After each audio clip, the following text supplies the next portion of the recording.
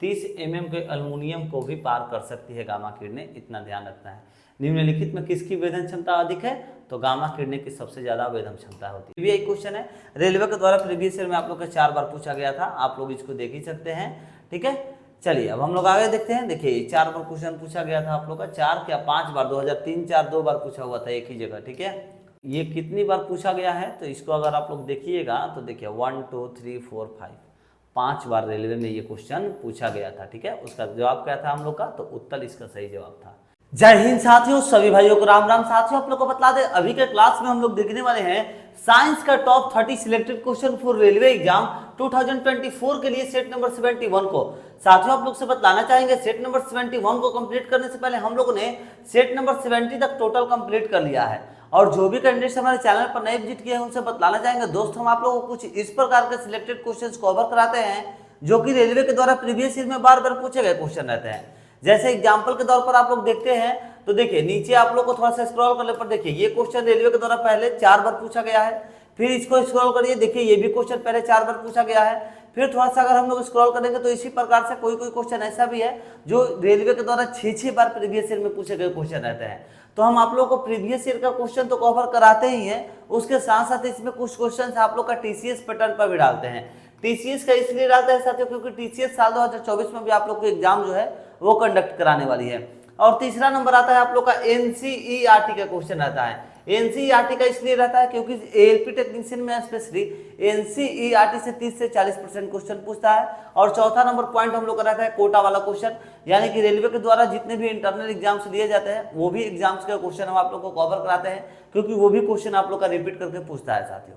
तो चलिए अब हम लोग बिना किसी देरी के सेट नंबर 71 के पहले नंबर क्वेश्चन को देख लेते हैं। और अब अगर आप लोग सेट नंबर 70 तक सभी क्लासेस को वॉच करना चाहते हैं तो डिस्क्रिप्शन में लिंक प्रोवाइड करा दिया है। इसी वीडियो के डिस्क्रिप्शन में सारा प्लेलिस्ट अरेंज करके रख दिया गया है। साइंस का 70 क्लास हम लोग कंप्लीट किए हैं और जीके जीएस का जो है वो हम लोग लगभग 23 या फिर 24 हम लोग क्लास कंप्लीट किए हैं, उसका भी लिंक डिस्क्रिप्शन में डाल दिए हैं, जाकर के आप लोग जरूर वॉच कर लीजिएगा।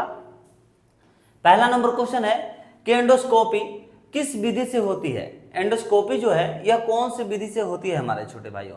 तो सही जवाब हो जाएगा हम लोग का कि पूर्ण आंतरिक परावर्तन से जो है हम लोग की एंडोस्कोपी होती है।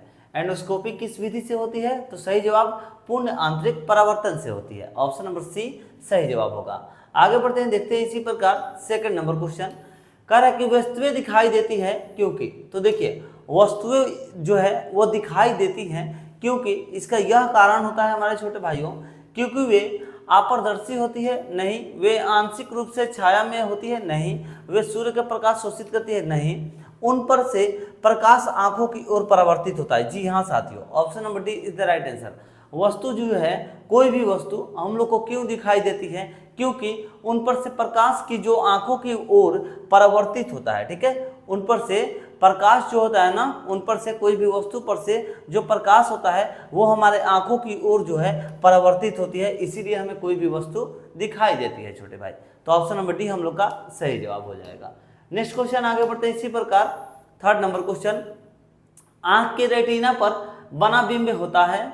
तो देखिए आंख के रेटिना पर जो बना बिंब होगा वो हमारे छोटे भाइयों सही जवाब हो जाएगा वास्तविक और फिर उल्टा होता है। वास्तविक और फिर उल्टा होता है।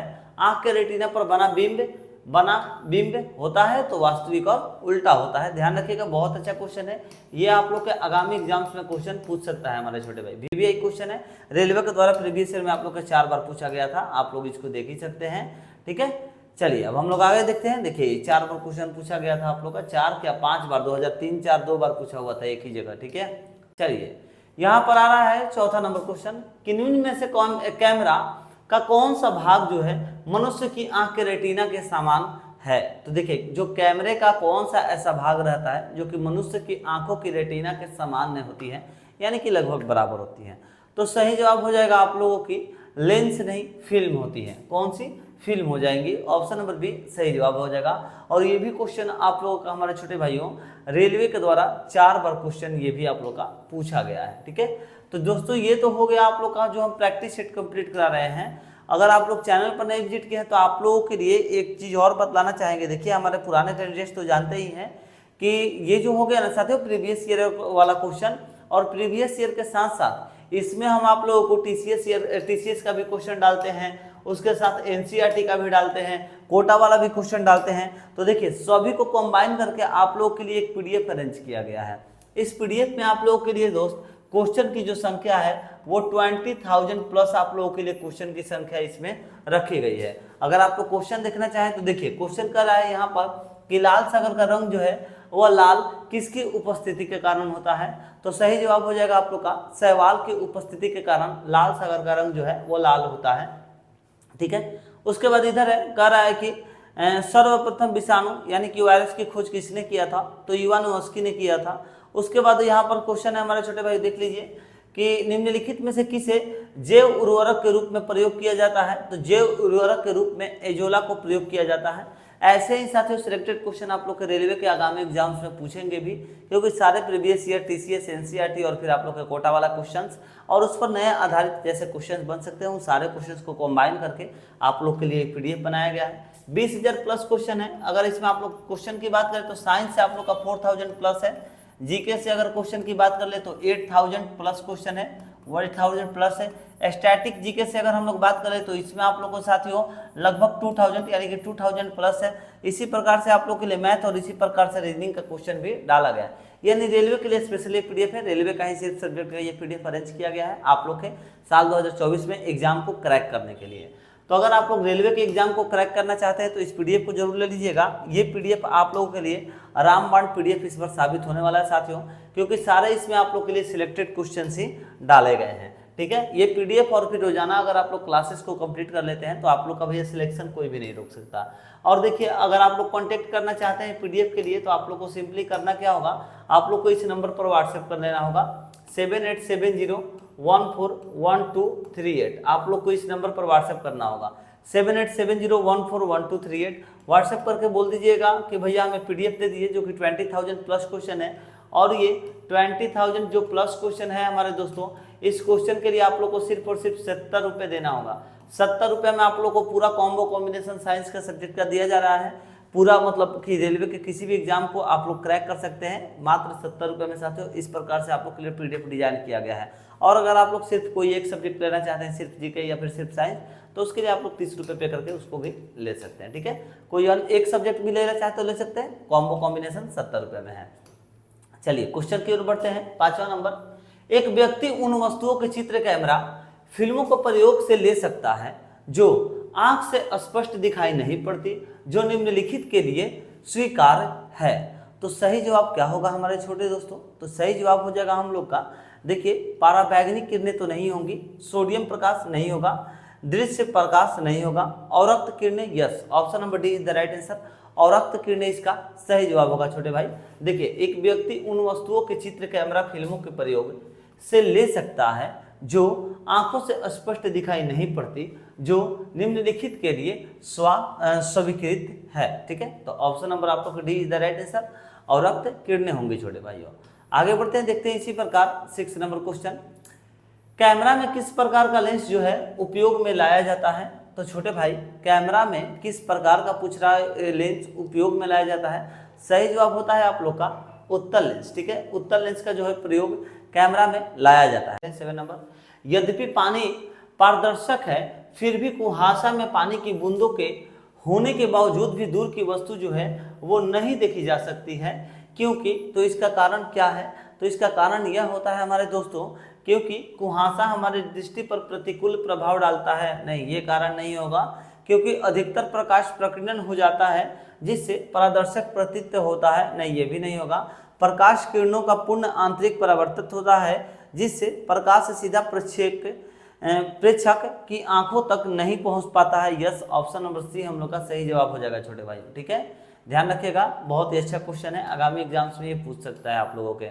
ठीक है, चलिए आगे बढ़ते हैं, देखते हैं 8 नंबर, नेत्र लेंस की फोकस दूरी को एडजस्ट करने के लिए निम्नलिखित में से कौन से नेत्र की सहायता करता है। तो देखिए कौन सा जो है इन चारों में से लेंस की सहायता करता है, तो सही जवाब हो जाएगा आप लोग का सिलिया पिंड। सिलिया पिंड जो होता है यह सहायता करता है नेत्र लेंस की फोकस दूरी को एडजस्ट करने के लिए निम्नलिखित में से कौन नेत्र की सहायता को जो है करता है। तो सही जवाब सिलिया पिंड आप लोग का सही जवाब होगा अपने तो भाइयों।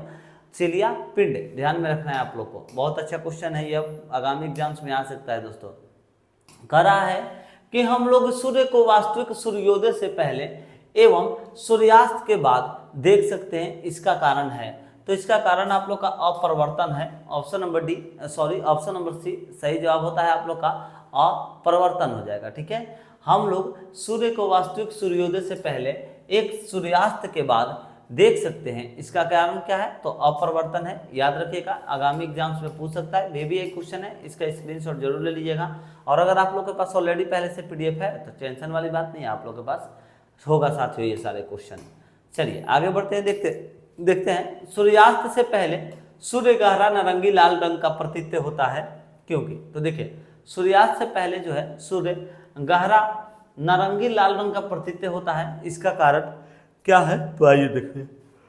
इसका कारण है कि दिन के अंत में वह ज्यादा गर्म होता है, नहीं, वह केवल नारंगी लाल प्रकाश उत्सर्जित करता है, नहीं, सायनन काल में यह भी नहीं होगा, उसके प्रकाश को ज्यादा मोटा वायुमंडल भेद करके आना होता है, यस, इसीलिए अन्य रंग जो है प्रकृतित हो जाते हैं और हमारे पास नहीं पहुंचते हैं। ठीक है, यही कारण है कि सूर्यास्त से पहले जो है गहरा नारंगी लाल रंग का प्रतीत होता है। ठीक है, सूर्यास्त से पहले सूर्य का गहरा नारंगी लाल रंग प्रतीत होता है। रात में तारे जो है झिलमिलाते हैं, क्योंकि तो जो रात में तारे होते हैं हमारे दोस्तों वो झिलमिलाते हैं, इसका कारण क्या होगा? तो वो इसलिए झिलमिलाते हैं क्योंकि वे प्रकाश को रुक रुक कर उत्सर्जित करते हैं, नहीं, तारों का वातावरण प्रकाश को रुक रुक कर अवशोषित करता है, नहीं, पृथ्वी का वायुमंडल प्रकाश को रुक रुक कर अवशोषित करता है, नहीं, वायुमंडल में वायु का अपरिवर्तनांक बदलता है, यस, ऑप्शन नंबर डी सही जवाब। रात में तारे झिलमिलाते हैं क्योंकि वायुमंडल में वायु का जो है अपरिवर्तनांक बदलता है, इसीलिए ऑप्शन नंबर डी सही जवाब होगा आप लोगों का। चलिए आगे बढ़ते हैं, देखते हैं इसी प्रकार 30 नंबर, यदि दो आदमी चंद्रमा की सतह पर बातचीत करते हैं तो वे क्या होगा? तो आप सभी को मालूम होना चाहिए, चंद्रमा पर तो भैया वायु है नहीं, तो आवाज़ सुनाई कहाँ से देगा? वो लोग बात करेंगे तो आप लोग को मालूम होना चाहिए, क्योंकि वायु जो है बात करने के लिए किसी माध्यम की जरूरत होती है। तो देखते हैं इसका राइट आंसर क्या होता है। देखिए, चंद्रमा पर एक दूसरे की आवाज़ को पृथ्वी की तुलना में बहुत देर बाद सुनते नहीं, ये सुन ही नहीं सकते हैं। चंद्रमा पर उतने ही समय के बाद सुन सकते हैं, नहीं, ये कुछ भी नहीं होगा, एक दूसरे की आवाज़ नहीं सुन सकते हैं। हाँ, option number C is the right answer. एक दूसरे की आवाज़ हम लोग कभी भी चंद्रमा पर नहीं सुन सकते हैं, क्योंकि भैया ना ही वहाँ पर वायु है और बातचीत करने के लिए किसी माध्यम की जरूरत जरूर होती है। ठीक है, चलिए, किस रंग का तरंग दैर्घ्य जो है कम होता है? ये तो बहुत बार आप लोग को क्वेश्चन कंप्लीट करा ही दिया, आप लोग को भी मालूम होगा, बैगनी इसका सही जवाब है। बैगनी रंग का जो है तरंग दैर्घ्य सबसे कम होता है, ऑप्शन नंबर ए सही जवाब होगा आप लोगों का। दोस्तों अगर आप लोग अभी तक वीडियो को शेयर नहीं किए हैं तो एक बार आप लोग से निवेदन है, थोड़ा सा वीडियो को जरूर शेयर कर दीजिए अपने दोस्तों मित्रों के पास, अपने व्हाट्सएप ग्रुप, टेलीग्राम ग्रुप, जहाँ भी आप लोग सोशल आईडी यूज करते हैं, जरूर एक बार वीडियो को शेयर कर दीजिए। चैनल पर नए विजिट किए हैं तो सब्सक्राइब करके बेल आइकन जरूर दबा दीजिएगा। आगे बढ़ते हैं 50 नंबर क्वेश्चन की, मोटर वाहनों के में पक्षदर्शी दर्पण के रूप में कौन सा दर्पण उपयोग में आता है? तो कौन सा दर्पण जो है मोटर वाहनों में उपयोग में आता है? तो ये भी क्वेश्चन बहुत अच्छा है और कई बार बतला चुके हैं, इसका सही जवाब हो जाएगा आप लोग का उत्तल। ठीक है, और ये क्वेश्चन भी आई है साथियों, क्योंकि ये प्रीवियस ईयर में बहुत बार क्वेश्चन पूछा गया है और ये आगामी एग्जाम्स में भी पूछ सकता है। ठीक है, तो देखिए ये कितनी बार पूछा गया है, तो इसको अगर आप लोग देखिएगा तो देखिए 1 2 3 4 5 5 बार रेलवे में ये क्वेश्चन पूछा गया था। ठीक है, उसका जवाब क्या था हम लोग का? तो उत्तल इसका सही जवाब था। चलिए आगे बढ़ते हैं, देखते हैं 60 नंबर क्वेश्चन। दर्पण के सामने खड़े एक व्यक्ति को अपना प्रतिबिंब जो है स्वयं से बड़ा मालूम होता है, इससे ज्ञात होता है कि दर्पण, तो इससे ज्ञात होता है हमारे छोटे भाइयों, क्योंकि जो दर्पण है वो हमारे छोटे भाइयों सही जवाब हो जाएगा अवतल, अवतल होता है। ठीक है, दर्पण के सामने खड़े एक व्यक्ति को अपना प्रतिबिंब स्वयं से बड़ा मालूम होता है, इससे ज्ञात होता है कि दर्पण जो है वह अवतल है। और ध्यान रखना होगा आप लोगों को छोटे भाइयों, क्योंकि अवतल दर्पण से प्रकाश की किरण जो है परावर्तित होने के पश्चात फैल जाती है, और यही कारण है कि आप लोग का कि दर्पण के सामने खड़े एक व्यक्ति को अपना प्रतिबिंब जो है वह ज़्यादा जो है चौड़ा दिखता है। ठीक है, चलिए आगे देखते हैं हम लोग नेक्स्ट क्वेश्चन। कह रहा है कि दंत चिकित्सक का दर्पण किस प्रकार का होता है? तो देखिए दंत चिकित्सक का जो दर्पण होता है वो कौन से प्रकार का होता है? तो वो भी आप लोग का अवतल दर्पण होता है। ऑप्शन नंबर डी सही जवाब, अवतल दर्पण होता है छोटे भाइयों। आगे बढ़ते देखते हैं 80 नंबर क्वेश्चन। एक ओर बंद तथा दूसरी ओर से खुली एक पाइप देगी। तो देखिए एक ओर बंद तथा दूसरी ओर से खुली एक पाइप जो है वो क्या देगी हमारे छोटे भाइयों? तो सही जवाब हो जाएगा आप लोग का सभी विषम हार्मोनिक से देगी, सभी विषम हार्मोनिक से देगी। ऑप्शन नंबर सी सही जवाब होगा। नेक्स्ट क्वेश्चन देखते हैं हम लोग 90 नंबर। इंद्रधनुष में किस रंग का विक्षेपण जो है अधिक होता है? तो इंद्रधनुष में लाल रंग का जो विक्षेपण होता है वह अधिक होता है, ध्यान रखना होगा आप लोग को। लाल रंग का विक्षेपण इंद्रधनुष में अधिक होता है। ऑप्शन नंबर सी सही जवाब। नेक्स्ट क्वेश्चन है, कह रहा है 20 नंबर, इंद्रधनुष कैसे बनता है? तो इंद्रधनुष जो होता है वो प्रकाश के परावर्तन से बनता है, प्रकाश के अपवर्तन से, अपरिवर्तन एवं प्रकाश के पूर्ण आंतरिक परिवर्तन से। ऑप्शन नंबर सी सही जवाब होगा इसका। इंद्रधनुष कैसे बनता है? तो अपरिवर्तन एवं प्रकाश के पूर्ण आंतरिक परिवर्तन से जो है इंद्रधनुष बनता है साथियों। चलिए देखते हैं 21 नंबर क्वेश्चन। जल की बूंदों के द्वारा प्रकाश के डैश से इंद्रधनुष बनता है। तो जल की बूंदों के द्वारा जो है प्रकाश के पूर्ण आंतरिक परिवर्तन से जो है इंद्रधनुष बनता है, पूर्ण आंतरिक परिवर्तन। ऑप्शन नंबर सी सही जवाब होगा। नेक्स्ट क्वेश्चन देखते हैं 22 नंबर क्वेश्चन। प्रकाश की गति की तुलना में रेडियो तरंग की गति। तो देखिए प्रकाश की गति की तुलना में रेडियो तरंग की जो गति होती है वह एक समान होती है। Option number C is the right answer, वह एक समान होती है। नेक्स्ट क्वेश्चन आगे बढ़ते हैं देखते हैं 23 नंबर क्वेश्चन। ये भी क्वेश्चन कितनी बार पूछा गया था दोस्तों? 2 बार। चलिए निम्नलिखित में किसकी वेधन जो है वो क्षमता अधिक है? किसकी वेधन क्षमता अधिक है? तो देखिए गामा किरणें की जो वेधन क्षमता है वो अधिक है साथियों। क्यों? तो आप लोग को बतलाना चाहेंगे, ये जो गामा किरणें है ना ये साथियों 30 mm का, अगर आप लोग कोई एल्युमिनियम का चादर ले लीजिएगा ना 30 mm का, अगर आप लोग कोई एल्युमिनियम का जैसे ले लेते हैं ना, एल्युमिनियम मान लीजिए इतना मोटा है 30 mm का, उसको भी ये छेद कर देगी, ठीक है, उसको भी ये पार कर देगी। सिंपल तरीके से समझ जाइए, उसको भी ये छेद करके पार कर देगी। वो है भैया क्या? गामा किरणें, ठीक है। तो ऑप्शन नंबर सी सही जवाब हो जाएगा। 30 mm के एल्युमिनियम को भी पार कर सकती है गामा किरणें, इतना ध्यान रखना है। निम्नलिखित में किसकी वेधन क्षमता अधिक है? तो गामा किरणें की सबसे ज्यादा वेधन क्षमता होती है, ठीक है। चलिए 24 नंबर, ये क्वेश्चन इंपॉर्टेंट था साथियों, देख सकते हैं 4, 8, 10 और 2 में आप लोग का 4 बार क्वेश्चन पूछा हुआ है। निम्नलिखित विद्युत चुंबकीय तरंगों में किसकी तरंग दैर्ध्य जो है वो अधिकतम होती है? तो किसकी तरंग दैर्ध्य पूछ रहा है हमारे दोस्तों कि अधिकतम यानी कि सबसे ज्यादा होती है। तो आइए देख लेते हैं। एक्स किरणों की, वाई किरणों की, पराबैंगनी किरणों की या फिर अवरक्त किरणों की? अवरक्त किरणों की होता है। Option number D is the right answer, अवरक्त किरणों की होंगी। नेक्स्ट क्वेश्चन 25 नंबर कह रहा है कि पीली रोशनी में एक गहरी नीली वस्तु कैसी दिखाई देगी? तो देखिए पीली रोशनी में एक गहरी नीली वस्तु जो है वो किस प्रकार की दिखाई देगी? तो वो काली दिखाई देगी, ब्लैक कलर की दिखाई देगी। Option number D is the right answer, black colour की दिखाई देगी हम लोग को। 26 नंबर, फोटोग्राफी में उपयोग किया गया प्रकाश संवेदी यौगिक है। तो फोटोग्राफी में उपयोग किया गया प्रकाश संवेदी यंत्र जो है वो कौन सा हो जाएगा? प्रकाश संवेदी यौगिक कौन सा होगा? तो सही जवाब हो जाना चाहिए आप लोग का सिल्वर ब्रोमाइड होगा क्या? Silver chloride, silver sulphide, silver bromide, silver oxide, silver bromide ही होना चाहिए। ऑप्शन नंबर सी आप लोग के सही जवाब हो जाएंगे छोटे भाइयों, सिल्वर ब्रोमाइड। चलिए नेक्स्ट क्वेश्चन देखते हैं 27 नंबर क्वेश्चन। फोटोग्राफी में उपयोगी हाइपो रासायनिक रूप से क्या है? तो देखिए फोटोग्राफी में उपयोगी हाइपो रासायनिक रूप से क्या है? तो सही जवाब हो जाएगा sodium thiosulphate, sodium thiosulphate. Option number B is the right answer, sodium thiosulphate. Next question 28 number question. कांच में से गुजरने पर प्रकाश के किस रंग की गति धीमी होती है? तो कांच में से गुजरने पर जो प्रकाश की रंग की धीमी होती है तो वो बैगनी होती है। ऑप्शन नंबर बी सही जवाब हो जाएगा, बैगनी होती है। नेक्स्ट क्वेश्चन 29 नंबर, डैश से होकर के गुजरते हुए प्रकाश की गति न्यूनतम होती है। तो किससे होकर के प्रकाश की गति न्यूनतम होगी? तो जल नहीं, निर्वात नहीं, कांच होगा यहाँ पर। कांच से होकर के गुजरते हुए प्रकाश की जो गति है ना वो न्यूनतम होती है। ऑप्शन नंबर सी सही जवाब कांच होगा। नेक्स्ट क्वेश्चन 30, आज का लास्ट क्वेश्चन। प्रतिध्वनि का कारण होता है। तो साथियों आप लोग को बतला दें, प्रतिध्वनि का जो कारण होगा, ध्वनि तरंगों का अपरिवर्तन नहीं होता है, परिवर्तन होता है, और नहीं होगा, ठीक है, परावर्तन होता है, परावर्तन होता है, ठीक है। परावर्तन। देखिए ध्वनि तरंगों का ध्रुवण नहीं, ध्वनि तरंगों का वितरण नहीं, ध्वनि तरंगों का परावर्तन। Option number D is the right answer.